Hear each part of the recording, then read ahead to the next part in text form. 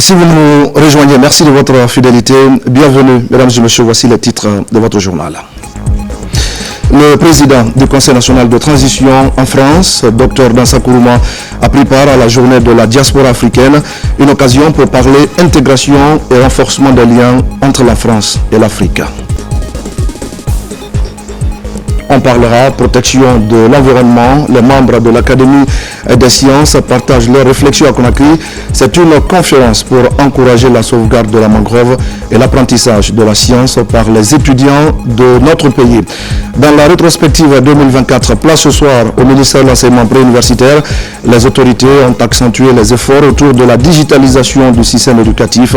Les résultats sur le terrain sont encourageants et on fera le point avec Abdul Aziz Baldé. Voilà pour le sommaire. Bonsoir à tous. Organisé par le Haut Commissariat des diasporas africains de France, une journée est célébrée à Paris sous le thème « Quand les diasporas font nation ». Cette initiative vise à créer une plateforme de dialogue et de collaboration entre les diasporas africaines. L'objectif est entre autres d'encourager leur intégration et de renforcer leur rôle dans les relations entre la France et l'Afrique. Le président du Conseil national de transition a pris part à cette journée dédiée à la diaspora africaine. Abla Diallo. La Maison de la Chimie à Paris accueille un événement d'envergure, les premiers états généraux de la diaspora africaine en France. Cette rencontre historique marque un tournant significatif dans la reconnaissance et la valorisation de la diaspora africaine, tant en France qu'au-delà de ses frontières. Parmi les invités d'honneur figure Dr Dansa Kourouma, président de l'organe législatif de la transition. Permettez-moi donc, mesdames et messieurs, avant tout propos, de transmettre les chaleureuses et fraternelles salutations du peuple de Guinée, de son président, chef de l'État, le général Mamadi Doumbouya, au gouvernement de la République française et au vaillant peuple. Je voudrais aussi saluer et féliciter Mme Rachida, présidente du Haut Commissariat de diaspora africain de France, pour sa conviction, son engagement et son dynamisme. Madame la Présidente, le thème de ces États généraux de diaspora africain de France, qui porte sur l'affirmation judicieuse, je cite, « Quand les diasporas font nation », fin de citation, nous impose la nécessité de créer une articulation avec l'actualité brûlante de l'immigration que certains pourraient considérer comme une menace pour la stabilité, voire la survie de nos États. Or, ce phénomène naturel qui est à la base de la génération de diaspora est aussi celui par lequel les communautés et les nations se sont fondées au fil de l'histoire. Je peux affirmer donc que le choix de ce thème est judicieux, d'autant plus qu'il laisse entendre qu'une origine commune lie les Africains du monde entier à une patrie qui est l'Afrique, à laquelle la traite, l'esclavage et l'exil les a arrachés. Aujourd'hui, cette diaspora joue le rôle moteur dans la construction de l'Afrique. Elle participe au développement du microfinancement dans le domaine du transport, des infrastructures de tout genre, les coopératives, mais aussi dans divers secteurs sociaux, etc. Cette initiative offre une opportunité unique aux membres de la diaspora africaine de se rassembler pour échanger leur expérience, discuter des défis spécifiques qu'ils rencontrent et proposer des solutions collectives. Selon la Banque mondiale, les fonds transférés de la Guinée sont estimés à 98 millions de dollars en 2016, ce qui représente environ 1,4% du PIB de la Guinée. Cette diaspora estimée à près de 6 millions d'habitants vivant principalement en Afrique de l'Ouest, particulièrement au Sénégal, en Côte d'Ivoire. En Europe, la France, l'Allemagne, la Belgique, etc., mais aussi dans différents pays sur le continent américain, est un outil puissant sur lequel les autorités guinéennes comptent dans le chantier de construction d'une nation plus stable. Convaincu de l'apport de cette diaspora, la République de Guinée a, dans le cadre de la rectification diversification institutionnelle, dans sa nouvelle constitution, accorde une place de choix à sa diaspora. Elle prescrit, je veux dire la nouvelle constitution, elle prescrit la diaspora parmi les principes fondamentaux de la République, dont la garantie de sa participation au développement socio-économique et politique et dans la mise en œuvre du contenu local. Elle garantit aussi leur représentation au sein du Parlement pour la première fois dans l'histoire de la Guinée. Voilà pourquoi mon pays, la République de Guinée, salue cette heureuse initiative et est disposée à collaborer étroitement avec tous, notamment le Haut-Commissariat, les différentes organisations de diaspora africaines à travers le monde, les institutions et gouvernements des pays d'accueil, pour la pérennité de cette nouvelle dynamique. Avec courage et dignité, ils sont l'Afrique vers locaux, car c'est l'avenir du monde. Au programme de cette journée, plusieurs ateliers thématiques ont abordé des sujets cruciaux tels que la citoyenneté et la démocratie, l'éducation et la formation, les investissements et le développement durable, ainsi que la diplomatie et la sécurité. Ces échanges sont enrichis par des prestations artistiques reflétant ainsi la richesse culturelle et l'engagement des diasporas africaines. Après sa rencontre avec l'ancien ministre français de l'Éducation, Jean-Michel Blanquer, Dr Dansa Kourouma est honoré par le Haut Commissariat des diasporas africaines de France. Il lui a été décerné le prix africaniste pour son engagement en faveur d'une Afrique solidaire et émergente. Et puis c'était sur le continent, le plus grand rendez-vous sportif de ce début de semaine. La Confédération africaine de football a organisé hier, vous le savez, la cérémonie de remise du Ballon d'Or 2024. Notre compatriote Serhou Guirassy s'est illustré en figurant parmi les meilleurs joueurs du continent. Il bénéficie du soutien du chef de l'État, général Mamadi Doumbouya, qui a dépêché au Maroc une importante délégation conduite par le ministre secrétaire général de la présidence. Serhou Guirassy dit être fier de porter et de défendre la couleur nationale. Moussa Komara est notre envoyé spécial. Dans cette somptueuse salle du palais des congrès de Marrakech, la messe est dite. Admoula Loukman rafle le Graal. Vainqueur d'une coupe européenne et finaliste de la CAN en Côte d'Ivoire, le Nigérian succède à son compatriote Victor Osimhen, lauréat du Ballon d'Or africain 2023. Serhou Guirassy, la fierté guinéenne n'a pas démérité. Ce serial buteur du Sidi national finaliste de ce trophée prestigieux n'est pas dessus. Je suis non, pas du tout. Alhamdoulilah, c'est fierté d'être ici. Après, le point il a été aussi méritant. Moi, la cérémonie est déjà derrière moi et il faut plus sur l'année prochaine. Merci toute la Guinée, pas que la Guinée, parce que j'ai eu beaucoup de messages de soutien et ça fait très plaisir. Merci, je remercie la Guinée. À ce rendez-vous de l'excellence du sport, le gouvernement guinéen n'a pas lésiné sur les moyens. Une forte délégation conduite par le général de division Amara Kamara était sur place pour féliciter et encourager fièrement l'unique représentant Serhou Guirassy. La légende Chérif Souleymane, lauréat du Ballon d'Or africain en 1972, lui qui croyait avoir son successeur, ne désespère pas. Il a mon appui, il a l'appui de toute la République de Guinée. Il va être une légende en Guinée. Je viens pour le soutenir parce qu'il le mérite. Depuis des décennies, aucun Guinéen n'a aussi été proche de ce trophée prestigieux qui récompense les meilleurs joueurs du continent. Pendant des semaines et des mois, le nom de la Guinée a résonné partout à travers Serhou Guirassy.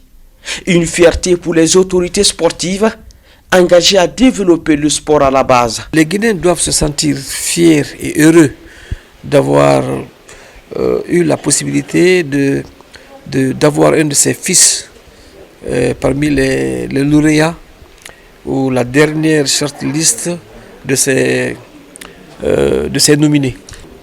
On n'est pas totalement déçus. Nous voulons d'abord remercier le frère Guirassy pour le simple fait qu'il a permis à la Guinée d'être à ce niveau de la compétition et aussi encourager tous les jeunes à faire autant. Donc je crois qu'il nous montre le chemin Et les années à venir, nous avons l'espoir que beaucoup d'autres, évidemment, vont emporter le pas et que lui-même, vu son engagement, ça pourrait évidemment être la bonne pour la prochaine fois. À cette distinction, plusieurs prix ont été décernés pour encourager le mérite. Aucun prix pour la Guinée. Rendez-vous est donné l'année prochaine pour découvrir le nouveau visage du Ballon d'Or africain. Merci à Moussa Komara. Et puis, mesdames et messieurs, c'est demain que l'on célèbre la Journée internationale des migrants. C'est l'occasion chaque année de sensibiliser sur les préjugés dont les migrants sont parfois victimes et rappeler leur contribution au développement non seulement de leur pays d'origine, mais aussi de leur pays de destination. En Guinée, la célébration sera marquée par une série d'activités organisées par le ministère des Affaires étrangères. À ce propos, voici un extrait de la déclaration du ministre Dr Maurice Sanda Kouyaté. Ces derniers temps, nous pouvons remarquer les efforts incommensurables déployés par le président de la République, le chef de l'État, pour les migrants guinéens qui cherchent à rentrer dans leur pays d'origine. Cette journée est aussi un moment de réflexion, de communion, de solidarité et de fructueux échanges sur des thématiques aussi importantes que variées entre les acteurs clés chargés de la gestion des questions migratoires. Structures étatiques, partenaires techniques et financiers, secteur privé, organisations de la société civile et personnes ressources. Par ailleurs, faut-il rappeler aussi que la diversification des moyens de transport et l'existence de réseaux d'information et de communication, notamment les réseaux sociaux, bien établis, sont des facteurs non négligeables qui favorisent la mobilité des personnes, qui insistent à la mobilisation et qui donnent une image souvent fausse de l'avenir. Pour marquer la journée internationale des migrants en cette année 2024, le ministère des Affaires étrangères, de l'intégration africaine et des Guinéens établis à l'étranger, à travers l'Observatoire guinéen des migrations, organise des rencontres de sensibilisation en but de contribuer à défaire et à dissiper des préjugés et autres fausses idées construites sur les migrants. L'organisation de cette journée internationale des migrants traduit l'engagement des autorités guinéennes à soutenir les efforts internationaux dans ce domaine. À cette heureuse occasion, je voudrais inviter au nom de son Excellence, Monsieur le Président de la République, le général d'armée Mamadi Doumbouya, chef de l'État, le gouvernement, le peuple de Guinée et toutes les représentations diplomatiques et organisations internationales accréditées en République de Guinée à célébrer en communion cette journée pour marquer leur sympathie aux migrants partout où ils sont à travers le monde. Cette bonne nouvelle maintenant pour les Guinéens établis à Dortmund en Allemagne. L'ambassadeur Aliou Bari et son équipe entament la distribution des passeports biométriques et dans ce premier lot, 700 personnes sont concernées par l'opération. C'est un programme présidentiel réalisé par le ministère des Affaires étrangères. Makena Dozo pour des explications. C'est un ouf de soulagement pour les compatriotes résidant à Dortmund. L'ambassadeur Aliou Bari et son équipe procèdent à la distribution des passeports biométriques aux Guinéens établis en Allemagne. 700 passeports sont disponibles. Avant de leur remettre ces documents de voyage, le diplomate guinéen revient sur la mission des ambassadeurs envers les ressortissants. Nous sommes venus aujourd'hui à Dortmund avec un lot de passeports. Notre présence s'inscrit dans la vision du chef de l'État d'être près de vous pour que vous ayez des papiers administratifs, que vous puissiez vivre, travailler et soutenir vos familles en République de Guinée. Une volonté manifeste du président général Mamadi Doumbouya, traduite en actes par le ministre des Affaires étrangères, Dr Maurice Sanda Kouyaté. La protection des compatriotes, une priorité pour tous les ambassadeurs. L'objectif du gouvernement, c'est de vous protéger.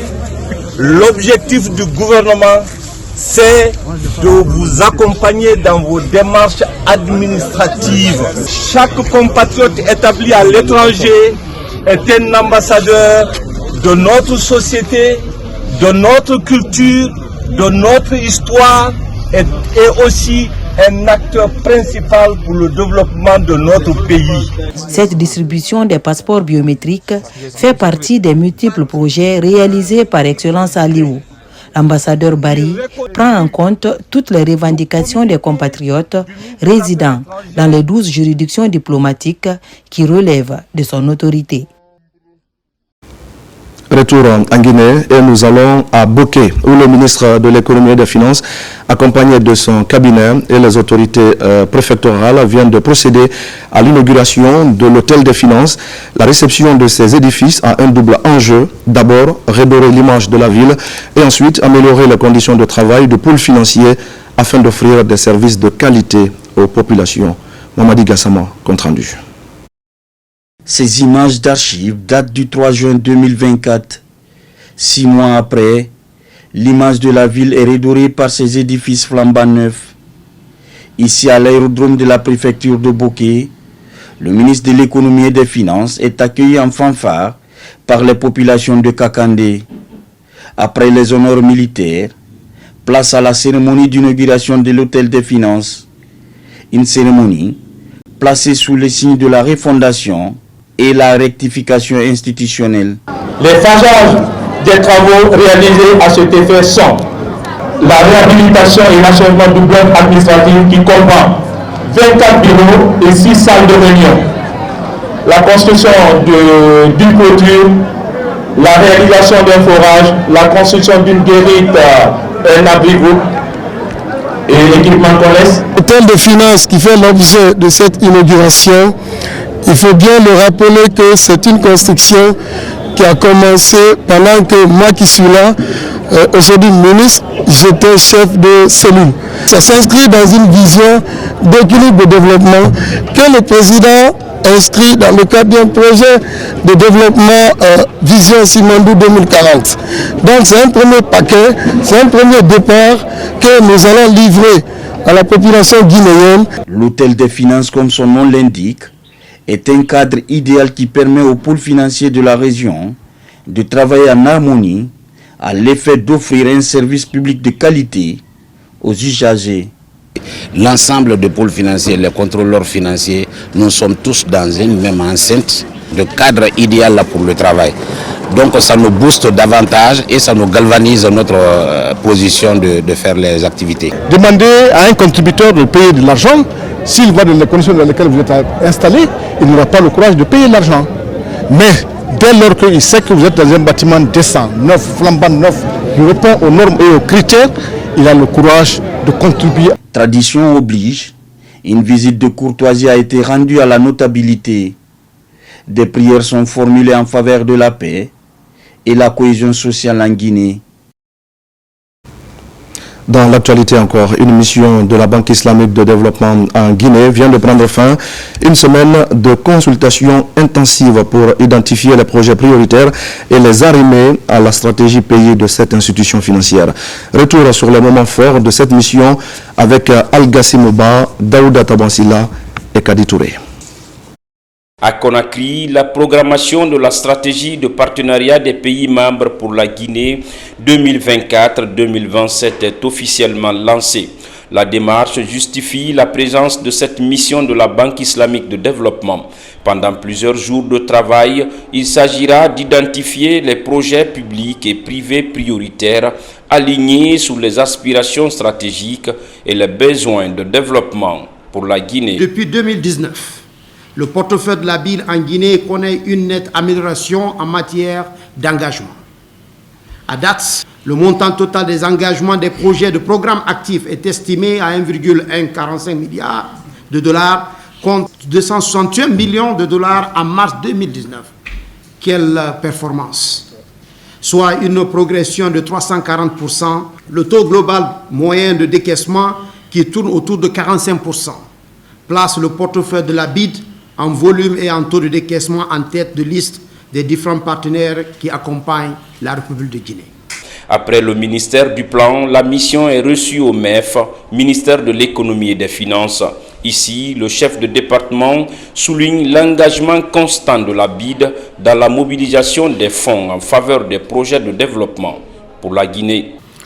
Il est important de rappeler que depuis l'avènement du CNRD, le 5 septembre 2021, la Banque islamique de développement s'est montrée solidaire auprès du gouvernement guinéen en poursuivant le financement des opérations de développement en faveur de notre pays. Depuis cette date, le niveau de décaissement, vous l'avez mentionné, s'est nettement amélioré, en passant de 38% à plus de 44%. Et cette performance enregistrée est la preuve éloquente de la qualité de notre coopération. La programmation de la stratégie de partenariat repose entre autres sur le renforcement de la compétitivité économique en investissant dans des infrastructures critiques et dans le capital humain à travers une éducation de qualité et un système de santé renforcé. Le succès de cette mission repose sur notre capacité collective à relever certains défis, notamment la clôture de projets anciens, la simplification des procédures de décaissement et l'amélioration de la coordination entre les parties prenantes seront des étapes importantes et essentielles pour libérer tout le potentiel de cette stratégie. Pendant son séjour de travail à Conakry, la mission de la BID aura un tête-à-tête avec plusieurs départements ministériels ayant bénéficié de ces financements. Des financements élargis sur plusieurs secteurs d'activité. Et pendant ce temps, la société Électricité de Guinée poursuit ses réformes en faveur de la clientèle. EDG vient en effet de lancer son projet dénommé EDG Express.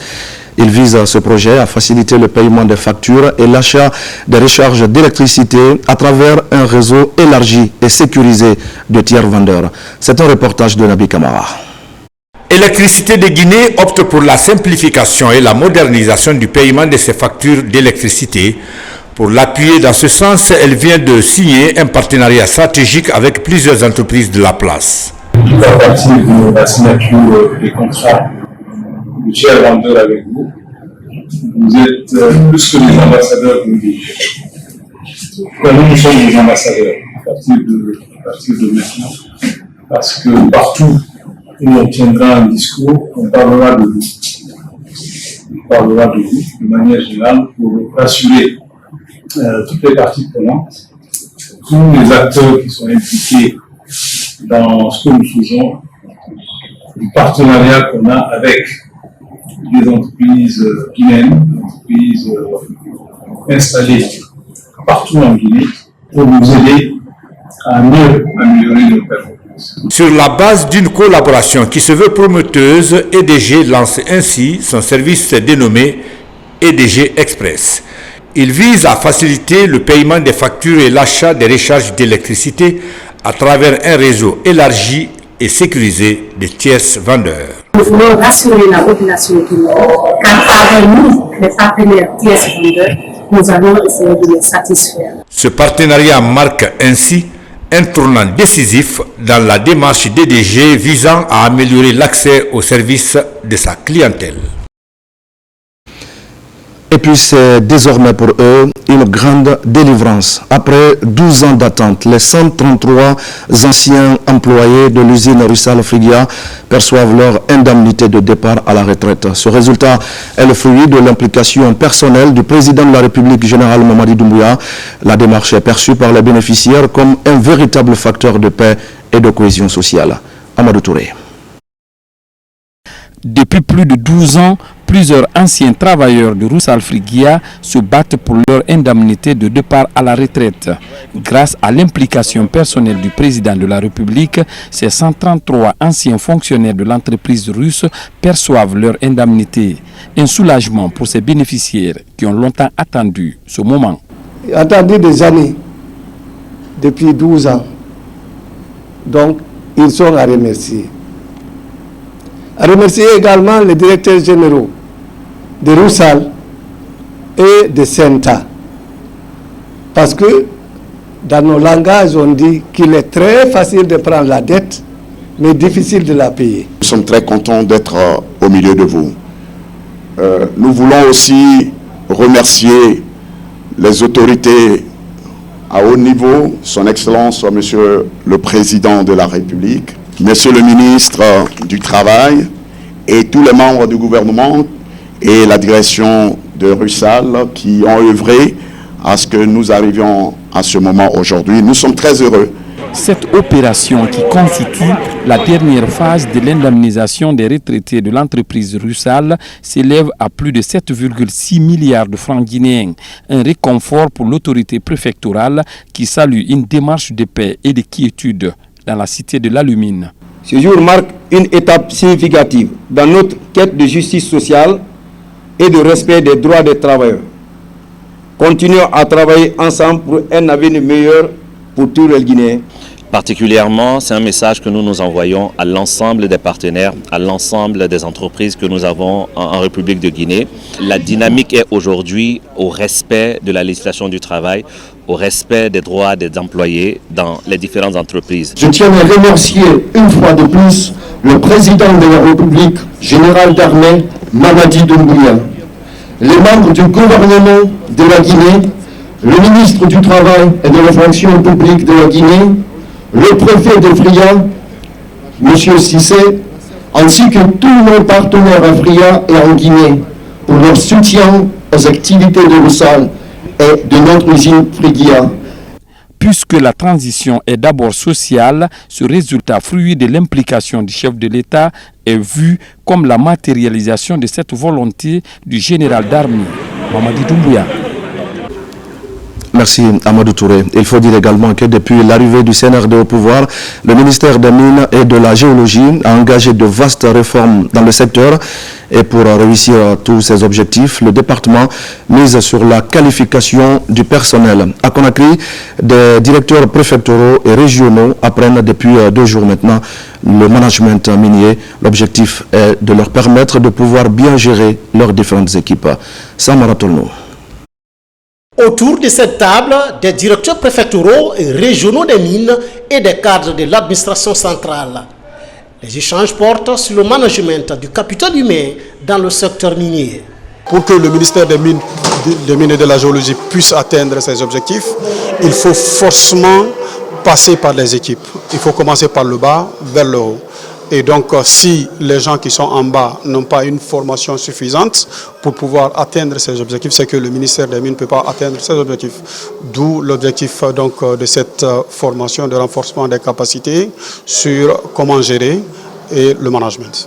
Pour que ce projet puisse être profitable à l'État guinéen, il faudrait que les gens qui sont impliqués, les cadres qui sont impliqués dans la mise en œuvre de ces projets, dans le suivi de ces projets, soient suffisamment outillés. Pour permettre à ces cadres de maîtriser le concept de gestion de la ressource humaine, l'inspection générale des mines, initiatrice de cette formation, s'est attachée des services d'un cabinet privé.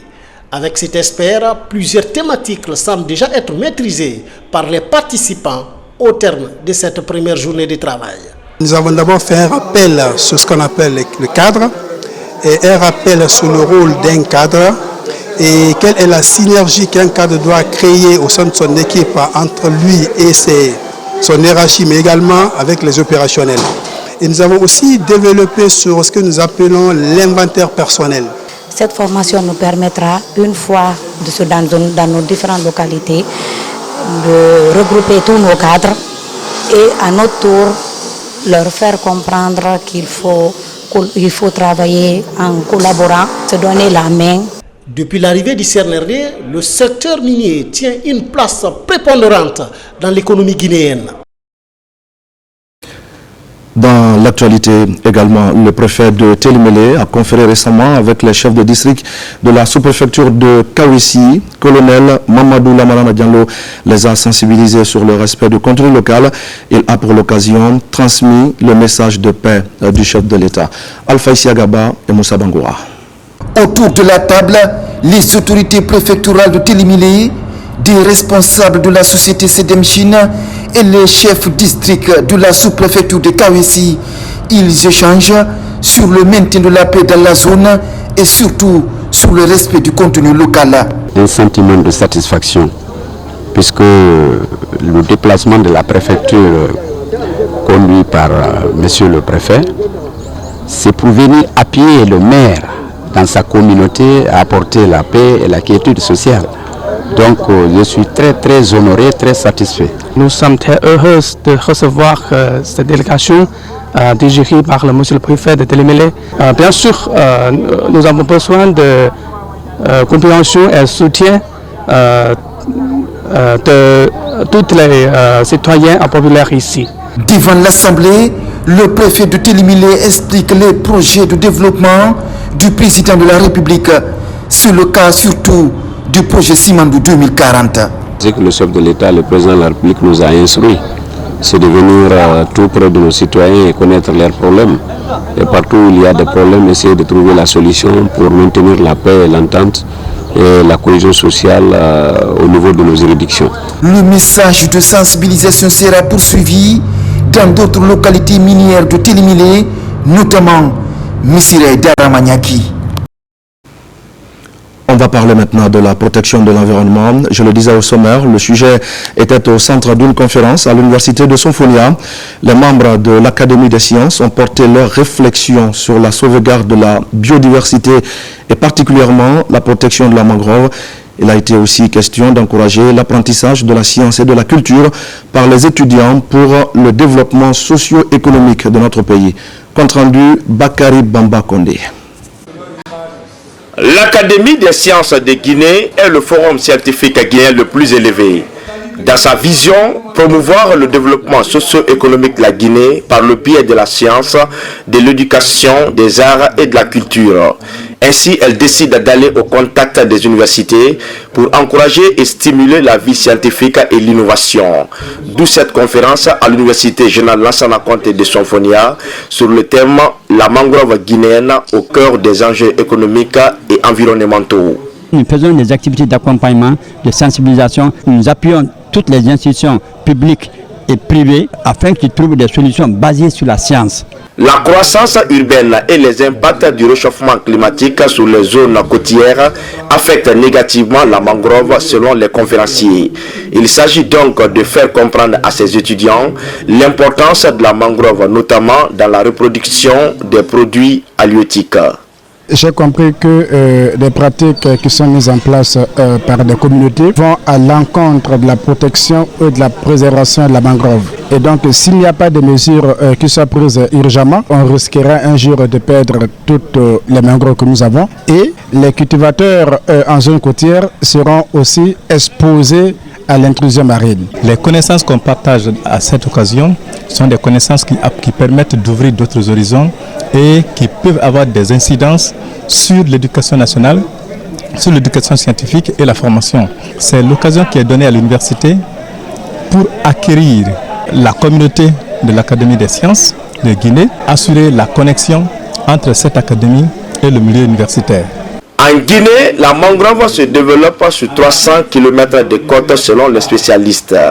Avec l'agression de l'homme, cette superficie se réduit progressivement, ce qui pourrait avoir des conséquences sur l'accessibilité aux ressources de mer essentielles pour la nourriture humaine. Et puis, mesdames et messieurs, c'est une véritable opération de désenclavement informationnel qui se déroule en ce moment à l'intérieur du pays.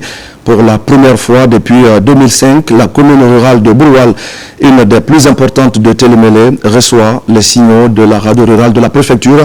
Et c'est la concrétisation d'une promesse faite par le ministre Fana Souma qui était sur place il y a juste quelques semaines.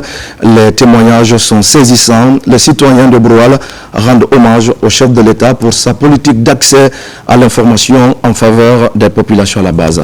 Tcherno Ousmane Diallo. C'était le 10 novembre dernier. Le ministre de l'Information et de la Communication était ce jour l'hôte des populations de Bouroual. Une zone difficile d'accès se situant à une trentaine de kilomètres de Télémélé. Mais au-delà de la difficulté d'accès, les populations de Bouroual vivaient alors une autre réalité que n'a pas tardé à comprendre le ministre de l'Information et de la Communication. Le président de la République, le chef de l'État, chef suprême des armées, il a demandé à tous les membres du gouvernement d'aller vivre les réalités des zones rurales. Il ne s'agit pas de rester à Conakry avec tout le confort, rester entre les quatre murs. Il faut aller voir et apprécier les réalités de l'arrière-pays. C'est pourquoi nous sommes sur le terrain. J'ai compris que quand j'ai quitté Télémélé, jusqu'à un certain niveau, la radio rurale n'arrive pas ici. J'observais, j'écoutais, je suivais attentivement. C'est pourquoi je vais m'engager à installer un relais ici. Aussitôt de retour à Conakry, les dispositions sont prises pour faire de l'accès à la radio rurale de Télémélé à Bouroual une réalité. Un mois après le passage du ministre, Bouroual reçoit les signaux de la radio rurale de Télémélé. Pour les populations, c'est un vieux rêve qui vient de se concrétiser. Nous recevons à présent la radio rurale de Télémélé sur la 90.1.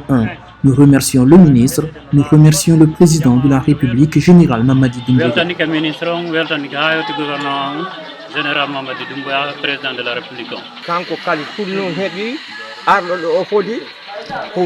Nous sommes heureux, c'est l'unique qui pour l'instant est venu promettre et réaliser aussitôt.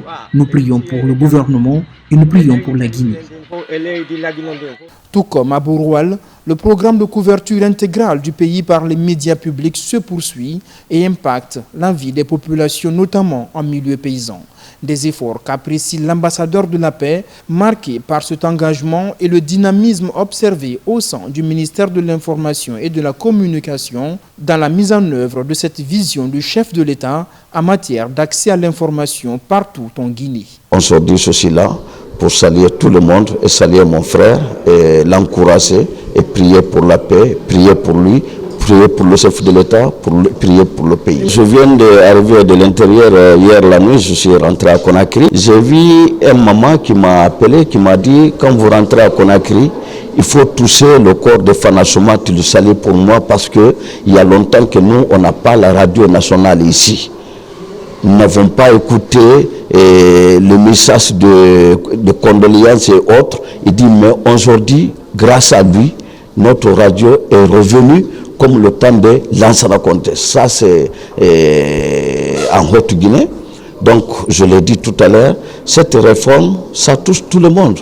Et c'est ce que nous voulons, que la Guinée continue à avancer. Et le recul, c'est fini, ce n'est pas notre Guinée. Depuis mars dernier, les efforts ont permis d'opérationnaliser l'ensemble des 36 radios rurales et relancer de nombreux sites de diffusion pour une facilité d'accès aux images et aux sons de la RTG. En 2025, ce programme va se poursuivre au ministère de l'Information et de la Communication. Et puis, instituée depuis 1985 par le système des Nations Unies, la Journée internationale du volontariat jeunesse est célébrée chaque 5 décembre. En Guinée, l'événement est organisé en différé par le ministère de la Jeunesse et des Sports à travers l'Agence nationale de volontariat jeunesse, l'occasion de rendre hommage aux volontaires et d'exprimer les besoins dans les domaines sanitaires et éducatifs. Moussa Komara. Elle est célébrée chaque 5 décembre partout dans le monde. Mais cette année, à cause du deuil national décrété par les autorités suite au drame des Érécourés, la Journée internationale du volontariat jeunesse est commémorée en différé en Guinée. Les défis auxquels nous sommes confrontés, tels que dans les domaines de l'éducation et de la santé, des problématiques du chômage ou de l'emploi des jeunes, des difficultés de mobiliser les ressources financières et amener le ministère de la Santé et de l'hygiène publique, de l'enseignement préuniversitaire de l'alphabétisation et le ministère de la Jeunesse et des Sports de se tourner vers vous, chers partenaires, pour un plaidoyer afin d'inscrire dans vos programmes d'accompagnement du volontariat dans les domaines de la santé et de l'éducation. Il y a les infrastructures qui permettent d'améliorer et de faciliter les conditions de vie des populations, mais il y a la participation des communautés, les communautés qui sont au fin fond de la Guinée. Dans l'écosystème du volontariat, la Guinée s'y positionne peu à peu à travers le ministère de la Jeunesse et des Sports. Cette année, par exemple, 350 jeunes volontaires ont été déployés dans les régions de Kankan et Zérékouré pour porter main forte aux communautés dans le domaine sanitaire. Un effort insuffisant face aux besoins. Le besoin de volontaires existe encore aujourd'hui plus qu'hier. C'est pourquoi, au nom du ministre de la Santé et du gouvernement guinéen, je lance un plaidoyer pour soutenir le recrutement et le déploiement d'autres volontaires dans le but de porter à 1500 le nombre de volontaires dans le domaine de la santé. Je profite donc de l'occasion qui m'est offerte en présence des partenaires techniques et financiers et des volontaires ici présents de réitérer ma requête afin que chacun, en ce qui le concerne, prenne les dispositions utiles pour venir au secours de l'école guinéenne. Ce plaidoyer nous interpelle. C'est pour cela que je souhaiterais que vous vous joignez à nous, les médias et tout, pour poser la problématique. Parce que ce n'est pas une problématique de la jeunesse, elle est transversale. Nous, ça nous permet d'occuper seulement la jeunesse. D'ici 2025, le ministère de la Jeunesse et ses partenaires stratégiques espèrent déployer 4000 volontaires pour sauver l'éducation en milieu rural. Cette commémoration instituée depuis 1985 par le système des Nations Unies vise à récompenser et magnifier la contribution des volontaires dans l'amélioration des conditions de vie des communautés à la base. Autre sujet dans ce journal, la troisième session du Conseil de discipline du ministère de la Sécurité et de la Protection civile s'est tenue ce lundi à Conakry. Cette session exceptionnelle est consacrée à l'examen des dossiers de policiers en conflit avec l'éthique et la déontologie dans l'exercice de leurs fonctions. Colonel Morikaba. Pour cette troisième et dernière session de l'année 2024, 5 dossiers figurent à l'ordre du jour. Pendant 3 jours, les membres du conseil de discipline examineront cas par cas les affaires impliquant des policiers accusés de manquements graves à leurs devoirs professionnels. Si dans les années passées, c'était avec des manquements un peu moins graves, mais cette fois-ci-là, c'est un peu plus grave. À tel enseigne que nous sommes obligés de tenir cette session. Sur les instructions de M. le ministre qui tient à ce que la discipline soit dans les rangs de la police nationale et de la protection civile, pour que la courbe des indisciplines baisse un peu. Rassurez-vous que toutes les sanctions qui seront issues de cette session-là seront proportionnées aux fautes commises. Analyser les raisons des bavures et des accusations portées contre certains policiers fait partie des missions confiées à ce conseil de discipline. Chaque entité est régie par un règlement. Et la police ne fait pas exception. Il y a un code disciplinaire, d'éthique et de déontologie, il y a les statuts. Et lorsqu'on faillit à ses droits, à ses obligations, on est poursuivi.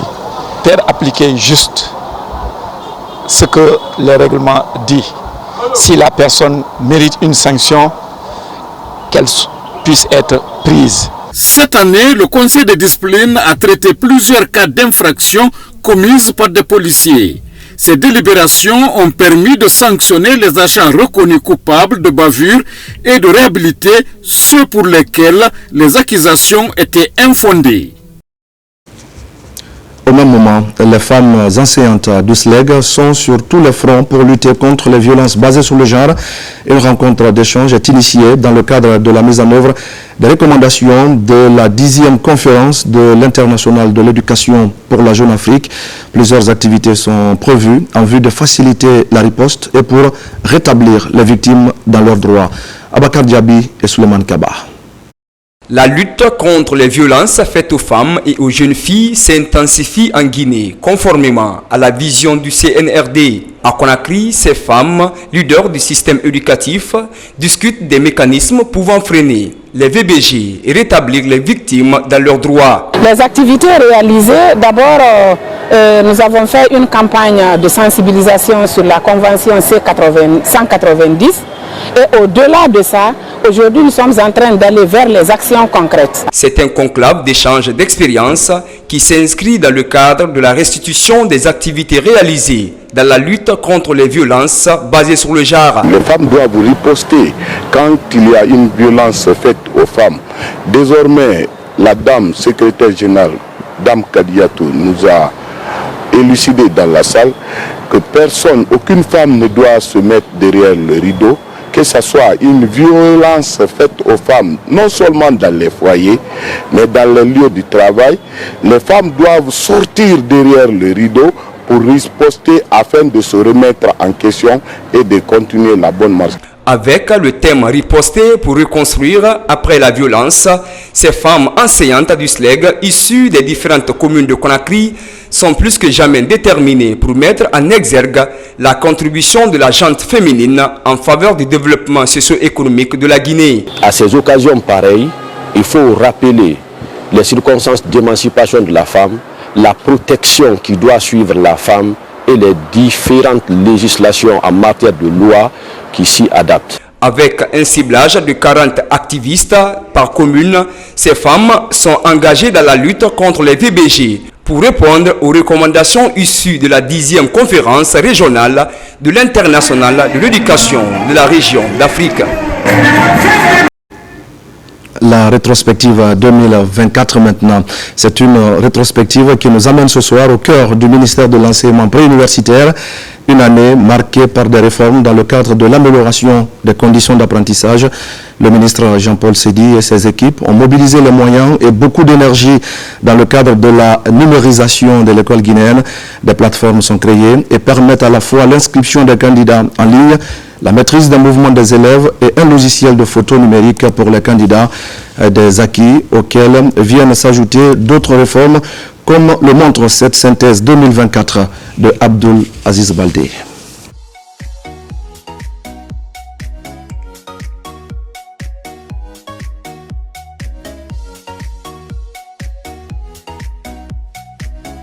Attendu depuis plusieurs années, l'apprentissage numérique devient de plus en plus une réalité en Guinée. Depuis le début de l'année, un nouvel élan est amorcé par le ministère de l'enseignement préuniversitaire pour la digitalisation de l'école guinéenne, notamment les examens nationaux. Récemment, une nouvelle plateforme d'inscription des candidats en ligne est présentée aux autorités. À seulement 1 mois et demi après l'ouverture de la plateforme, plus de 80% des candidats sont déjà inscrits selon la Direction générale des examens. À cela s'ajoute la mise à disposition d'une seconde plateforme disponible pour la maîtrise du flux des élèves. Elle permet non seulement la gestion de notes des classes intermédiaires, mais aussi le suivi du parcours de l'élève avec un identifiant unique jusqu'à la fin de son cursus scolaire. Sur une prévision de 600 et quelques mille candidats, nous avons aujourd'hui plus de 400 et quelques mille. Et tout se passe en ligne. Nous avons créé des comptes pour chaque école. Parce que les élèves se trouvent dans les écoles, on inscrit les candidats dans les écoles. Après l'instruction, le chef d'établissement, il affiche les candidats retenus pour les examens nationaux. Cela veut dire que quand, vers fin d'année, personne ne parle là des omissions ou bien des cas des horaires de saisie. À date, nous suivons à partir du téléphone le ministre, que ce soit les membres du cabinet. Tout le monde suit l'évolution de l'instruction des candidats en ligne. Dans un monde en pleine mutation, le numérique devient plus que jamais nécessaire pour le MEPUA. À date, l'Institut national de recherche et d'action pédagogique UNIRAP est à peu d'œuvre pour l'élaboration de nouveaux programmes dont les contenus seront embarqués dans une plateforme dénommée Learning Passport. Aider l'élève à étudier en autonomie et rapprocher l'école à la communauté, voilà entre autres défis que compte relever le département dirigé par Jean-Paul Seydi. Nous pilotons le Learning Passport, notamment l'éducation numérique. Ça consiste quoi? Ça consiste à embarquer des contenus pédagogiques sur une plateforme qu'on a créée avec l'appui de l'UNICEF. Nous avons embarqué plus de 5000 contenus pédagogiques sur cette plateforme. On a commencé par 2 écoles pilotes, ça c'est 2022-2023. Et nous sommes passés à 50 écoles pilotes de 2023-2024. Et récemment, on a déployé sur l'île de Kassa dans 29 ordinateurs. À date, tous les programmes d'enseignement sont sur la plateforme. Avec l'appui du gouvernement et des partenaires techniques et financiers, le MEPUA avait accompagné les élèves dans la consolidation des acquis scolaires et du développement des compétences. Et ce n'est pas tout. Il s'engage aussi à doter les institutions scolaires en outils numériques crédibles et alternatifs pour l'amélioration des apprentissages afin de développer de nouveaux contenus pédagogiques à l'intention des élèves et des enseignants. Le tout par le biais de la digitalisation.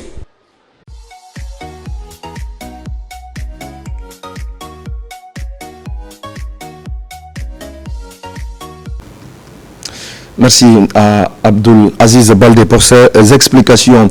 Un mot de culture pour dire que la préfecture de Koundara vient de vibrer au rythme de la 3e édition du Festival du Bayar. Cette fête annuelle réunit les amoureux de la culture venus de partout. Elle met en lumière la richesse du patrimoine culturel de la communauté du Bayar. La cérémonie d'ouverture a été présidée par le ministre de la Culture, du Tourisme et de l'Artisanat, Marwan Kamara et Kerfala Mané. C'est parti pour la 3e édition du Festival des Arts du Bayar, un événement qui regroupe le monde de la culture, du tourisme et de l'artisanat dans la préfecture de Koundara. Ce rendez-vous annuel symbolise la résilience et la richesse culturelle des communautés du Bayar. Il est le fruit d'une passion commune pour la culture, l'histoire et les traditions qui façonnent chaque identité.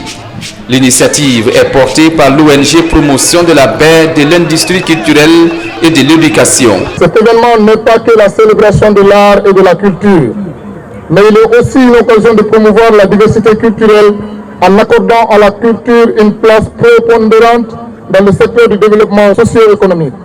Plus qu'un festival, le Festab est une vitrine vivante de la diversité culturelle et un espace de célébration du patrimoine commun de la région. Des pas de danse cadencés et rythmés agrémentent ce rendez-vous culturel. Une manière de transmettre et de faire comprendre à la nouvelle génération l'importance des valeurs ancestrales afin de les perpétuer. Chers festivaliers et festivalières, ce cercle de retrouvailles est plus qu'une simple célébration. C'est un appel à l'action, une invitation à travailler ensemble pour surmonter nos défis. Ensemble, nous pouvons bâtir un avenir où la culture, le tourisme, l'artisanat et la jeunesse s'épanouissent. La Guinée est un pays culturellement riche. Ces communautés représentent une bonne partie de notre patrimoine culturel et les différents membres sont également des membres de l'édifice national de la nation guinéenne. Et c'est ce que le Festab permet. Cette 3e édition du Festival des Arts du Bayar est une occasion pour les organisateurs d'apporter leur contribution dans la préservation de ces valeurs socio-culturelles et surtout de renforcer l'unité nationale entre les Guinéens, plus particulièrement ceux de Koundara. Et voilà, mesdames et messieurs, c'est la fin de ce journal. Merci à tous de l'avoir suivi. Je vous retrouve demain pour d'autres actualités de la Guinée. La Guinée est notre paradis, terre de richesse et d'innovation. En attendant, je vous souhaite à tous de passer une belle soirée en compagnie de nos programmes.